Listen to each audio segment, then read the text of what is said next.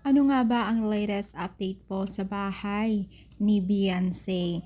Yan po ang ating alaman for today's video. So bago natin pagpatuloy ng ating pag-support today's video, kung bago ka pa lang sa aking channel, please subscribe po, like, and pakihit na rin po natin guys ang notification bell upang ma-update po tayo tuwing ako po nag-upload patungkol sa mga viral and trending couple. Alam niyo ba guys na itong si Beyonce at ang pabahay ni Beyonce ay marami na pong nagtatanong kung kumusta na daw po ang pabahay ng Team Kalingap kay Beyonce dahil matagal na daw di umano na hindi pinapakita ang latest update po sa pabahay ni Beyonce. So as of now, parang wala pa naman tayong nakita sa latest update ni Kalingap Rob. Pero syempre alam naman natin na sinasettle ang lahat, pinag-iipunan at pinagpaplanuhan ang lahat. So I think alam naman natin na maayos pa rin po ang takbo ng pabahay ng Team Kalingap. Yun nga lang, di ba?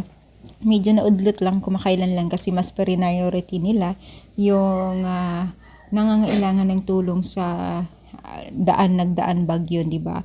So as of now talaga waiting po tayo kung ano ang latest update po. I think marami naman at madatong naman po ang mga sponsor ni Kalingap Rob and even dito sa EDC team, di ba? So tuloy-tuloy lamang po natin yung pagsuporta sa kanila at waiting lang po natin, no, kasi unang-una po talagang sinasettle po yan at alam naman natin na marami talagang tinutulungan ng Team Kalingap. Pag-pray po natin na as possible matapos na ang pabahay ni Beyonce kasi hindi po biro talaga ang bahay ni Beyonce. Ang laki at napakaganda, di ba?